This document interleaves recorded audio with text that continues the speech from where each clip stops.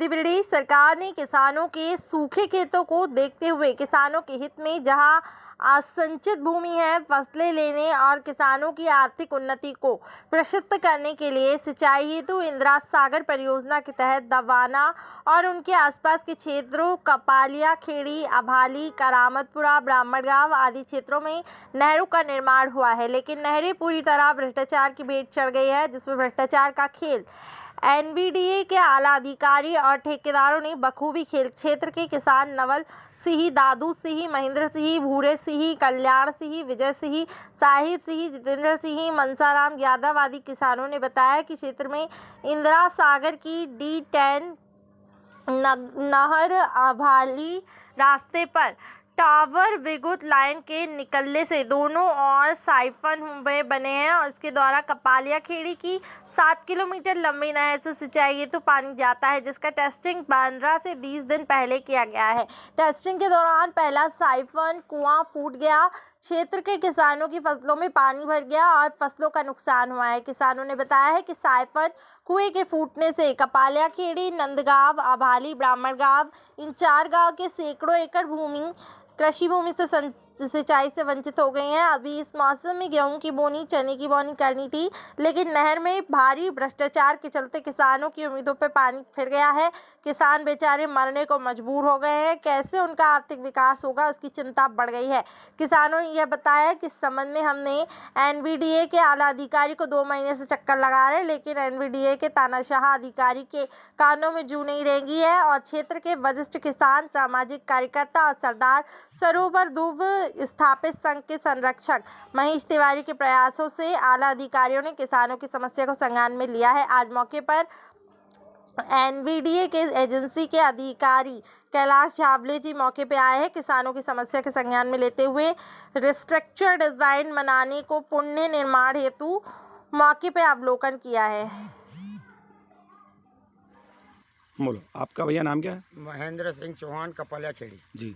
क्या समस्या भैया? समस्या ये है कि सरकार ने हमारे लिए नहर बनाई और किसानों को पानी के लिए, पेयत के लिए नहर बनवाई थी और ये एनवीडी के अधिकारियों की लापरवाही के द्वारा पानी नहीं जा रहा है और नहर ऐसी बनाई है कि जिसमें सीमेंट की जगह पीली मिट्टी का इस्तेमाल किया है और नहर फूट गई और आज भी कपालिया खेड़ी करामतपुरा पानी ना पहुंचा। उससे 1000 एकड़ में पानी नहीं गया, जिससे किसानों को सूखे साल के देखते हुए मतलब बहुत परेशानियां हो रही है।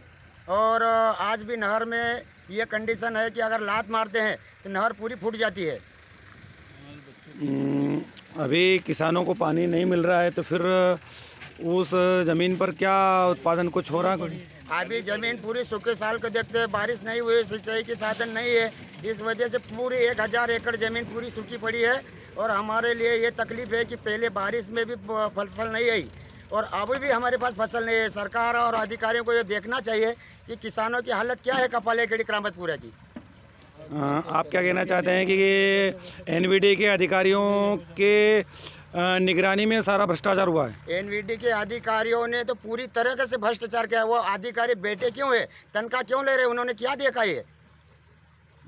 आपने कोई शिकायत की? हमने सब कलेक्टर साहब को शिकायत कर दी है, एनवीडी को भी शिकायत कर दी है, अपने सांसद महोदय को भी शिकायत कर दी है, लेकिन कोई सुनने वाला किसान की नहीं है आज तारीख में। मतलब कि एनवीडी के अधिकारी तानाशाह हैं? एनवीडी के अधिकारी तो आते हैं तो बोले ठीक है, हो रहा है काम, चल रहा है काम, वो किसानों की कोई सुनने को तैयार है। किसान की आज भी कंडीशन ये है कि आज भी पानी पहुंचा दे तो करीब का हमको संतुष्टि हो जाएगी, चलो गर्मी में पीने के पानी की व्यवस्था हो जाएगी। दादा आपका नाम? उमेन से तवर। दादा क्या समस्या है?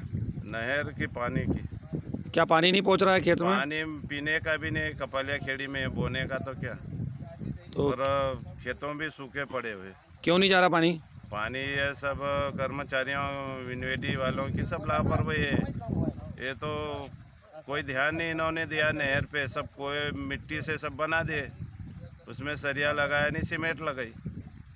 तो आप लोगों ने कुछ बोला था इस पर जब आए थे? तो शिकायत हमने कलेक्टर के यहाँ भी गए थे, बड़वानी, तहसीलदार के भी गए थे, इनको एनवीडी वालों को भी दी, सबको दी। कोई कार्रवाई नहीं हुई? इन्होंने अभी 2 महीने से हम परेशान हो रहे हैं, कोई सुन नहीं रहा? कोई नहीं सुन रहा।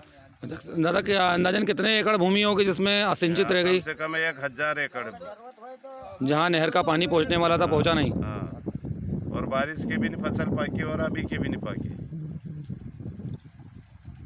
आगे क्या करने की योजना है अगर सरकार नहीं सुनती तो? अब क्या बैंकों वालों को और कैसे क्या हमारे खाने को अभी ढोरों को पालने को नहीं है, कुछ नहीं।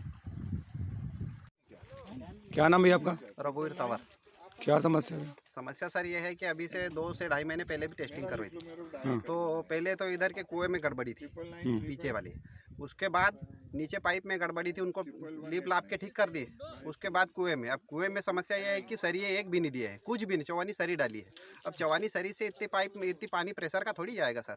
हमारे हजारों हेक्टेयर ज़मीनें खाली पड़ी है, अब उसमें क्या बोएंगे? कुछ भी नहीं। समय गया सर, ठंड का समय है, अभी 15 दिन दिसंबर का समय खत्म हुआ, जनवरी है कि हमें तो हमारे तो बोने को कुछ भी नहीं बोएंगे ना सर, क्या बोएंगे?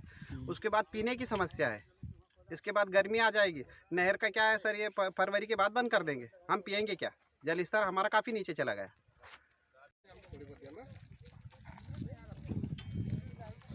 नवल भाई, चलो अपन चलना रोड पर, पूरी जानकारी इनके ले लिया।